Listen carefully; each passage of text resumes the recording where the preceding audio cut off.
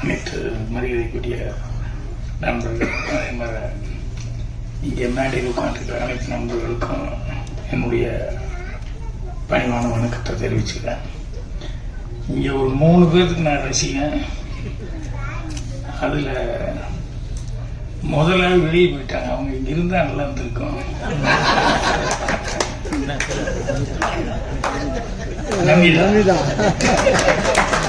அந்த ஒரு சீன் எனக்கு மைண்ட்ல அப்படியே நின்றுகிட்டே இருக்கு. நமிதா அது இன்னும் எனக்கு மைண்ட் விட்டு போவே இல்லை. நமிதாவை பார்த்ததுல இருந்தே எனக்கு அதே தான் மைண்ட்ல நிற்கிறது. அந்த சீன் அற்புதமான சீன்.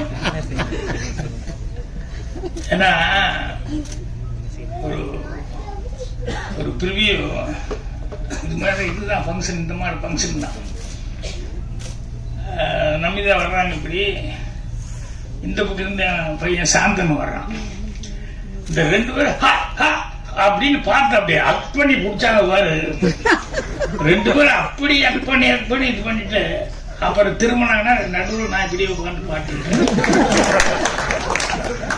2 பேர்த்துக்கு என்ன பண்றது தெரியல.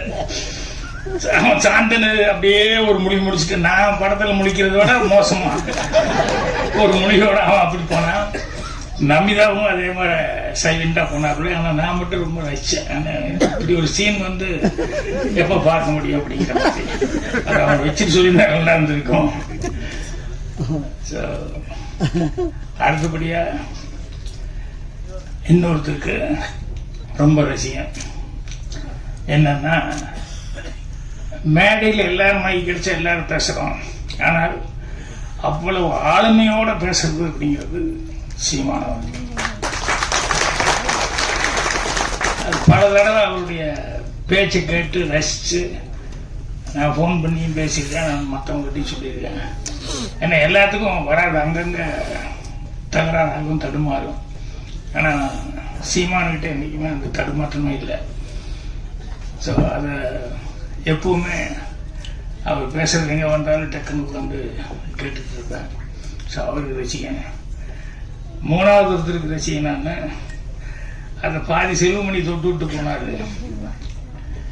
ஏன்னா எனக்கு பாக்கியராஜ்னு சொல்லி பேர் வச்சது உண்மையிலேயே எங்கள் அம்மா எப்படி நினைச்சு வச்சது தெரியல. உண்மையிலேயே அந்த பாக்கியம் எனக்கு கிடைச்சது எனக்கு ஒரு ஆச்சரியம். எங்கள் அம்மா எனக்கு இப்படி பேர் வச்சாங்க. நான் வந்ததுலேருந்தே கேட்டுருக்கேன், ராஜகுமாரன் உண்மையிலேயே ராஜகுமாரன் தான் பேரா, இல்ல சினிமாவுக்கு வந்து ராஜகுமாரன் பேர் வச்சுட்டாரா? ஏன்னா தேவயானி கிடைக்கும் போது உண்மையிலேயே ராஜகுமாரன் ஆயிட்டாரு.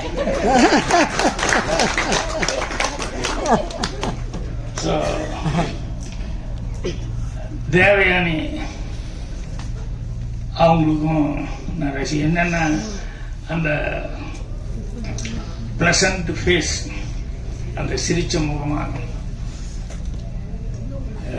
அன்பு வடியுது அப்படின்னு சொல்லுவாங்க. இந்த கேரக்டர் தான் சொன்னாங்க, இந்த படத்துல கேரக்டர் என்ன அப்படின்னு சொல்லிட்டு.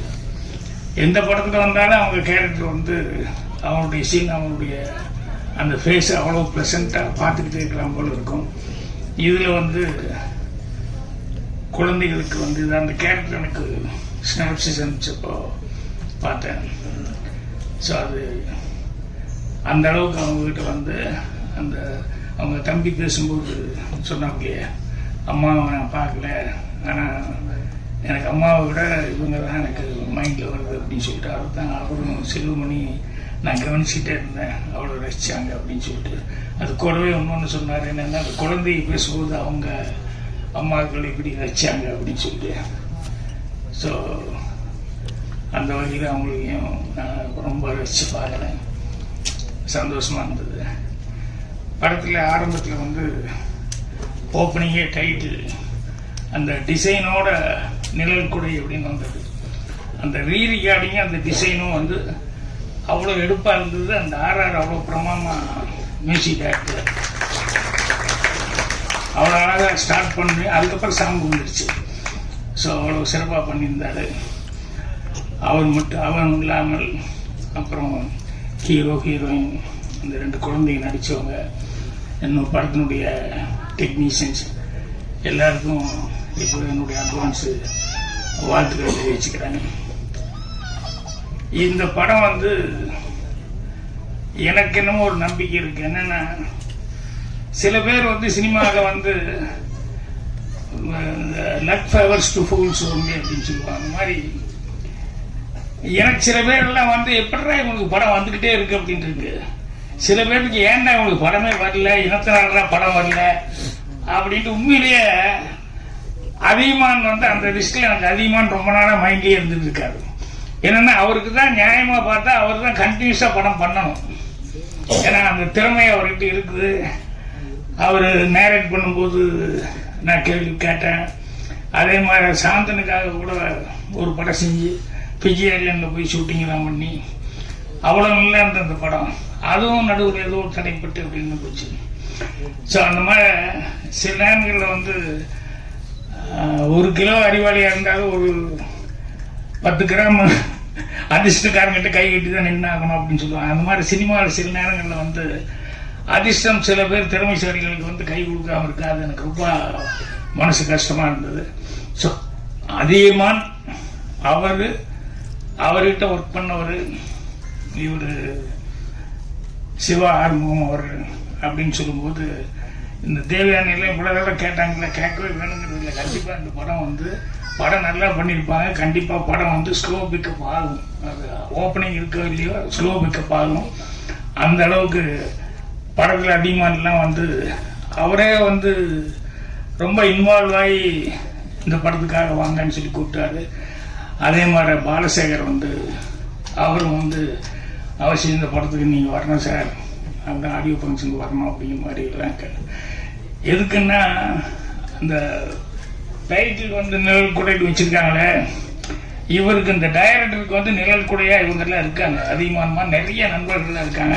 இப்போ சீமான் இவ்வளோ வேலைக்கு நடுவில் வந்து அவர் வந்து இல்லை நான் கடைசி வரைக்கும் இருந்து பேசிட்டு தான் போகணும், எல்லாம் குடும்பமாக ஆயிட்டாங்க அப்படின்னு சொல்லி சொன்னார்.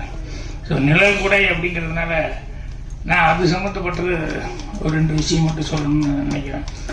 ஒன்று வந்து என்ன அப்படின்னா, ஒருத்தர் ஜூனியர் ஆர்டிஸ்ட்டு என்னைக்காவது வந்துடுவோன்னு நினைச்சா கடைசியில் ஜூனியர் ஆர்டிஸ்டாகவே இருந்தார். பெருசாக வர முடியல. அட்லீஸ்ட் அதுலேயாவது கொஞ்சம் வருமானத்தோடு இருந்தாருன்னா அது இருக்க முடியல. கடைசியில் அதுலேயும் அதோடையே கல்யாணம் முடிச்சு குழந்தையெல்லாம் பெற்று குழந்தைய பெருசாகி பொண்ணு கல்யாணம் வச்சுட்டாரு. கல்யாணம் வச்சதுக்கப்புறம் பார்த்தா கையில் பேசின வரதட்சணைப்படி காசு அவர் எதிர்பார்த்து எடுத்துட்டு வரல. எம்ஜிஆர் படங்கள் நிறைய படங்களில் வந்து ஜூனியர் ஆர்டிஸ்டாக அவர் கூடவே கூட அங்கங்கே ஏதோ டைலாக் வச்சிருக்காரு. சரி, கோட்டைக்கு போய் எப்படி நம்ம உள்ளே போக முடியும் அப்படின்னு சொல்லிட்டு போய் அங்கே நின்றுருக்காரு. உள்ளே விட மாட்டேங்கிறாங்க. எப்படியோ தடுமாடி கூட்டத்துக்கு நின்று அவர் வந்து கார் ஏறும்போது பேர் சொல்லி தலைவரே அப்படின்னு அவர் கூட்டத்துக்கு வந்து பார்த்தாரு. கூட நடிச்சவங்க அவருக்கு என்ன அரசியலுக்கு வந்தாலும் அந்த சினிமான்றது வந்து கடைசி வரைக்கும் அவர் போகல. அவருக்கு பிளட்ல இருந்துகிட்டே இருந்தது கடைசி வரைக்கும் சினிமாங்கிறது. பார்த்துன்னு நான் நம்ம கூட நடிச்சாள் அப்படின்னு சொல்லிட்டு என்ன வான்னு சொல்லி கூப்பிட்டு, என்ன அவ்வளவு கூட்டத்துக்கு நடுவில் பொண்ணு கல்யாணம் காசு ரெடி பண்ண முடியல, நிறுத்தலாமா கேன்சல் பண்ணிடலாமாங்கிற அளவுக்கு இருக்கு. என்ன தெரியுதுங்களா அப்படிங்கிற மாதிரி கேட்டாரு. எழுதி என்ன தேதி எல்லாம் எழுதி கொடுத்துட்டு கல்யாணம் அந்த தேதியிலே வச்சுக்கோ, தேதி மட்டும் கரெக்டாக உதவியாளருக்கு எழுதி கொடுத்துட்டு போயிரு அப்படின்னு. அவர் அவ்வளோ சந்தோஷப்பட்டு போய் கல்யாணத்தை கரெக்டாக ஃபிக்ஸ் எல்லாம் பண்ணி எல்லாம் இது பண்ணிட்டாரு. 1 வாரம் கல்யாணம் இருக்கு. ஒரு 2 நாளைக்கு முன்னால அவர் தலைவர் ரூம் சரியில்லாமல் போயிட்டாரு. அவர் இறந்துட்டாருன்னு சொன்னோன்னே இவர் பயங்கர ஷாக் ஆகி எங்கே போய் யார்கிட்ட என்ன சொல்ல முடியும் அப்படின்னு சொல்லிட்டு 2 நாள் அந்த துக்கத்தை எல்லாம் பார்த்துட்டு 3ஆவது நாள் இவருக்கு பர்சனலா இனிமேல் கல்யாணம் நடக்காத பிரயோஜனமே இல்லை அப்படின்னு சொல்லி அதோட ஃபேமிலியில் எல்லாருமே வேற மாதிரி ஒரு டிசிஷனுக்கு வந்து எல்லாம் வாங்கி வச்சுட்டாங்க. சாப்பிட்றதுக்கு எல்லாம் ரெடி ஆகிட்டாங்க. நைட்டில் அந்த டைமில் கதவு தட்டுற சத்தம் என்னன்னா, கதவு திறந்தா நான் சிஎம்மோட பிஏங்க அப்படின்னா அப்படியே ஷாக்கோட பார்த்தா, இல்லை எப்படி அவர் நோட் பண்ணி வைன்னு சொல்லியிருந்தாரு. நான் நோட் பண்ணி வச்சேன். என்கிட்ட கொஞ்சம் பணத்தை கொடுத்து அப்பா போகிறோம், அவங்களுக்கு முதலே கொண்டு கொடுக்கணும் அதனால எதுக்கு நீ கையில் வச்சு ஞாபகப்படுத்து, ஏன்னா நம்ம ரொம்ப நம்பிக்கையோடு இருந்துப்பான் அந்த ஆளு அப்படின்னு சொல்லி கொடுத்துட்டு போனாரு. இந்தாங்க அப்படின்னா அவருக்கு எப்படி இருந்திருக்கும் அந்த ஆளுக்கு யோசிச்சு பாருங்க. செத்தரலான்னு முடிவு பண்ண ஆளுக்கு வந்து அவர் வந்து மொத்தமும் அவர் என்ன சொல்லிட்டு போனாரோ அந்த நகைக்கு கல்யாணத்துக்கு உண்டான எல்லா செலவுக்கு உண்டானது கொடுத்துட்டு போயிருக்காரு அப்படின்னு சொன்னோடனே அவர் அழுகைக்கு அப்படி எழுதாரு. அதுக்கப்புறம் ஜானகி அம்மா வந்து அவ்வளவுக்கு நடுவுலையும் அவங்ககிட்ட சொல்லியிருப்பாங்க, பிஏக்கு தெரிஞ்சிருக்கு. அப்புறம் அவங்க வந்து கல்யாணத்துக்கு வந்துருப்பாங்க. எதுக்குன்னா அப்படி ஒரு நிழல் கொடையா வாழ்க்கையில வந்து வாழ்ந்ததுனாலதான் இன்னைக்கும் அரசியல் மேடை இந்த மேடையிலையுமே அவர் அவாய்டு பண்ணி 6 நாளையும் ஒன்றும் பண்ண முடியல. ஸோ அந்த நிழல் கொடை டைட்டில் கேட்டோன்னே எனக்கு அந்த இன்சிடென்ட் நான் வந்தது. என்னன்னா நிழல் கொடையா இருக்கிறது இப்போ சாதாரணமாக நினைப்பாங்க, அவர் சிஎம்மா இருந்தாரு, அவர் படங்கள் நிறையா செஞ்சாங்க, அதெல்லாம் சம்பாதிச்சிருக்காரு, அவர் ஹெல்ப் செலவு பண்ணாரு அப்படின்னு சில பேருக்கு அந்த தாடு கூட வரும். அது இல்லை, மனசுங்கிறது தான் ரொம்ப முக்கியம்.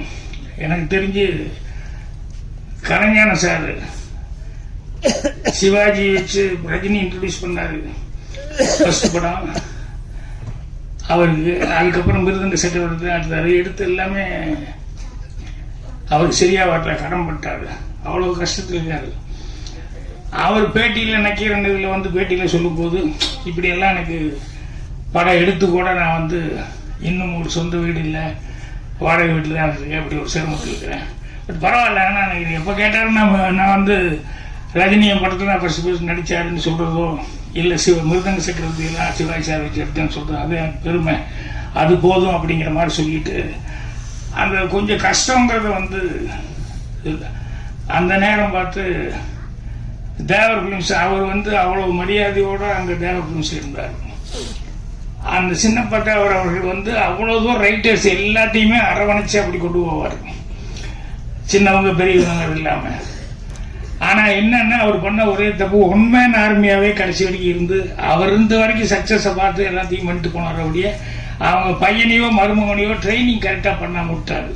அதனால அவர் போனதுக்கப்புறம் பார்த்தா அந்த ஃபேமிலியே ஒரு கஷ்டத்துக்கு ஒரு ஆயிடுச்சு.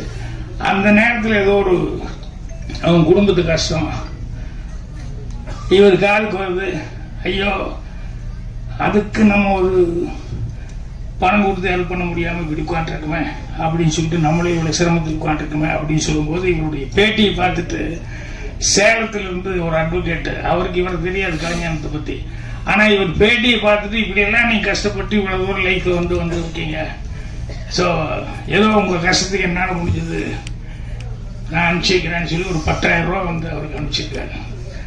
கலைஞானம்னா அப்படி ஒரு சந்தோஷம், அப்படி ஒரு சந்தோஷம். நம்ம கொடுக்க முடியலையே நினைச்சோம், நமக்கு வந்து எங்கேயோ இருந்து இப்படி ஒரு 10,000 ரூபா வந்து அப்படியே எடுத்துக்கொண்டு போய் தேவர் பிலிம்ஸ் அந்த குடும்பத்துக்கு கொண்டு போய் கொடுத்தாரு. அதுதான் மனசு. காசு இருந்தவங்க செய்யறதுங்கிறது பெரிய சமாச்சாரம் இல்லை. அவருக்கே அவ்வளவு கஷ்டத்தில் இருக்காரு, பேட்டி கொடுத்துட்டு இருக்காரு. ஆனா அவருக்கு ஒரு 10,000 ரூபா வந்தது அப்படின்னு சொன்னோடனே அதை கொண்டு போய் அந்த நம்ம வேலை பார்த்த இடம் நம்ம அங்கதான் இருந்து சாப்பிட்டோம் அப்படின்னு சொல்லிட்டு அவங்களுக்காக செஞ்சாரு. அதுதான் நமக்கு பெரிய சமாச்சாரம். ஸோ நிழல் கொடை அப்படின்னு சொல்லும்போது இந்த கேரக்டர் வந்து கண்டிப்பா இது வந்து தேவயானை மேலதான் அந்த டைட்டில் வந்திருக்கும்னு நினைக்கிறேன். கரெக்டா? ஸோ தேவயானை வந்து கடைசியில் கிளைமேக்ஸ் சொன்னால் அந்த குழந்தை வந்து மிஸ் ஆகிறது, அதுக்கப்புறம் எல்லாமே ஒன்று சேர்றாங்க அப்படின்னு சொல்லிட்டு. ஸோ படத்துக்கே நிழல் கூடையாக வந்து அவங்க இருந்திருக்காங்க. அதே மாதிரி அந்த சிவா ஆர்மும் அவர் வந்து என்கிட்ட பேசும்போது அந்த டைட்டில் தரிசன் சிவா என் பையனையும் நடிக்க வச்சிருக்க சார், இவரே சோதனை பையனை நடிக்க வைக்கணும் அப்படின்னு சொல்லிட்டு இந்த அப்பாக்களுக்கு தான் உண்டானது இதெல்லாம். இந்த மாதிரி சில சமாச்சாரம் அதை வந்து வரைஞ்சு கட்டி எதாவது பண்ணலாமேன்னு சொல்லி பண்ணும்போது அதில் நல்லதும் நடக்கிறது உண்டு, சிலது மாறியும் நடக்கிறது உண்டு. ஆனால் அவர் வந்து சொன்னார், பையனை நடிக்க வச்சிருக்கேன், நீங்கள்லாம் வந்து ப்ளஸ் பண்ணோம் அப்படின்னு சொல்லிட்டு. ஒன்றும் இல்லை, ஒரு 2-3 க்ளோஸ்அப் பார்த்தேன் அந்த பையனது. அந்த பையன் உண்மையிலேயே அவன் லுக்கு, அவன் பார்க்குற இதெல்லாம் வந்து உண்மையிலேயே அந்த பையன் வர முடியும் அப்படிங்கிற அந்த நம்பிக்கையை வந்து கொடுத்தது. அதாவது கெட்ட பேரமாக இருக்குது இல்லையா? வாழ்த்துக்கள், கண்டிப்பாக நல்லா வருவீங்க நீங்கள். உங்கள் அப்பாவோட இது சொல்கிறேன், ஏன்னா கட்டாச்சுன்னா அதோட முடிஞ்சு போகல. அதுக்கப்புறம் பாருங்க இதெல்லாம் வந்து கேட்க வேண்டியது பண்ண வேண்டியிருக்கு. ஸோ அவருக்கு அவங்க ஹீரோயின் எல்லாம் நடித்தாங்க, அவங்க எல்லாத்துக்குமே என்னுடைய இந்த ஹீரோயினுக்கு என்னன்னு தெரியல, இந்த பெரியன்னு அடிக்கடி சொல்லிட்டு இருந்தாங்க. என்னுடைய பெரிய வாழ்த்து, நன்றி, என்னுடைய பெரிய வணக்கம், என்னுடைய பெரிய அப்படின்ட்டு. சரி நான் நினைச்சுட்டேன், சரி நமக்கு ஆகும்னா அந்த ஷோன்னு எனக்கு வர்ற மாதிரி இந்த பெரியங்கிறது அவங்களுக்கு ஒரு இது மாதிரி வந்துருச்சு போல அப்படின்னு சொல்லிட்டு அவங்களும் ரொம்ப அழகா இது பண்ணியிருக்காங்க. ஸோ படத்தினுடைய டெக்னீஷியன்ஸ் எல்லாத்துக்குமே என்னுடைய வாழ்த்துக்கள் தெரிவிச்சுக்கிறேன். கண்டிப்பாக நான் சொன்ன மாதிரி அதிகமானவர்கள் எல்லாம் இதில் இருந்திருக்காங்க, கலந்துருக்காங்க அப்படின்னு சொல்லும்போது கண்டிப்பாக ஒரு நல்ல படத்தை தான் எடுத்திருப்பாங்க. அதனால ஜனங்க சப்போர்ட், பத்திரிக்காரங்க எப்படி நீங்கள் நல்லா இருக்குன்னு எழுத போறீங்க, ஜனங்க கிட்ட அது போகும்போது உண்மையிலேயே அதுக்கு உண்டான மரியாதை கிடைக்கும். அப்புறம் இங்கே பேட்டி இந்த தமிழ் ஐஸ்வர்யாவை தமிழ் சுத்தமாக பேசுங்கம்மா, ரொம்ப நல்லா இருந்தது. நானும் தான் தமிழ் மீடியம் படிச்சேன், எனக்கு தமிழ்ல எவ்வளவு தகராறு இருக்கு எனக்கு தான் தெரியும். ஆனா தமிழ்ல அவ்வளவு சுத்தமா பேசுறாங்க. நம்ம எல்லாரும் சொன்ன மாதிரி என்னன்னா அவங்க கொஞ்சம் டைம் எடுத்துக்காங்க, இந்த மாதிரி நேரத்துல தான் அவங்க தமிழ் காமிக்க முடியும். அதனால தமிழ் உச்சரிப்பு ரொம்ப நல்லா இருந்தது. ஸோ அதனால நான் நல்லவேளை என்னை சீமான பேச விட்டு அவருடைய தொண்டர்கள்லாம் காணாம போய் அதுல ஒரு கேப் ஆகி அதுக்கப்புறமா பேசுறதுங்கிறது இல்லாம இப்ப நான் பாருங்க, நான் பேசியாச்சு, டென்ஷன் இல்லாம சீமான் பேசுறது ஆனந்தமா கேட்கலாம். என்ன அவர் கதை சொல்லி கேட்டிருக்கேன், சும்மா உட்காந்து பார்த்து பேசிட்டு இருக்கேன், அதுக்கப்புறம் மீட்டிங்ல பேசுறேன். இந்த மாதிரி லைவா சில நேரங்கள்ல தான் பேசுறதுக்கான சான்ஸ் கிடைக்கும். ஸோ அதனால உங்களை மாதிரியே நானும் அவரோட கத்துட்டு இருக்கேன். மீண்டும் ஒரு முறை இந்த பட டீமுக்கு, அவர் சிவா ஆறுமுகம் எல்லாத்துக்குமே என்னுடைய வாழ்த்துக்கள் தெரிவிச்சுக்கிறேன். நன்றி, வணக்கம்.